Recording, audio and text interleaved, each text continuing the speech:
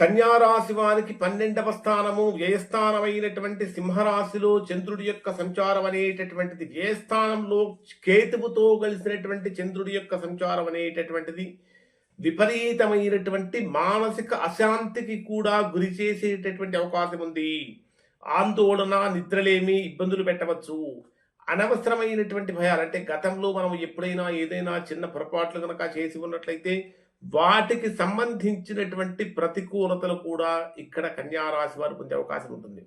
ఇక్కడ కూడా అన్నిటికంటే ముఖ్యంగా ఎట్టి పరిస్థితుల్లోనూ ఎవరితోనూ అనవసరమైనటువంటి మాటలు మాట్లాడకుండా ఆర్గ్యుమెంట్స్కి ఎంత దూరంగా ఉంటే కన్యా రాశి వారు అంత సేఫ్ జోన్లో ఉంటారు.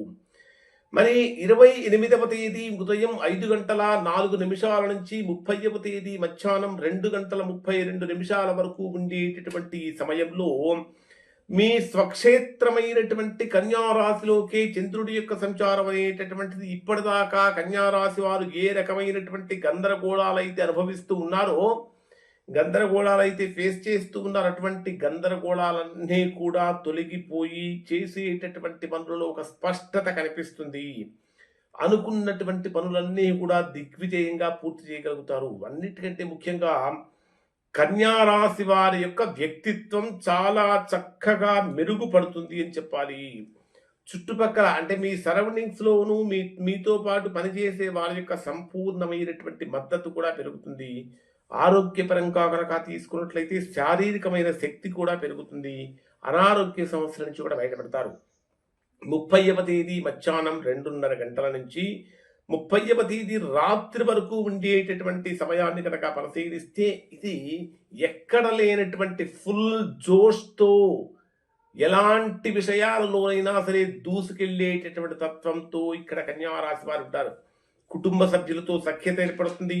ఆర్థికంగా తీపి కబుర్లు వింటారు. అలానే వాక్చాతుర్యం బ్రహ్మాండంగా మెరుగుపడుతుంది.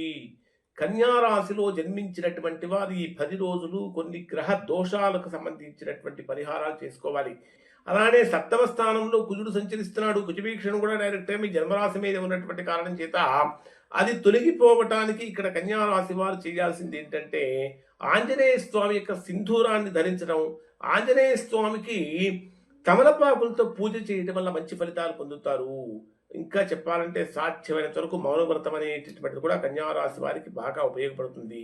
ఇవి కన్యా రాశి వారికి సంబంధించినటువంటి ఫలితాలు. శుభం.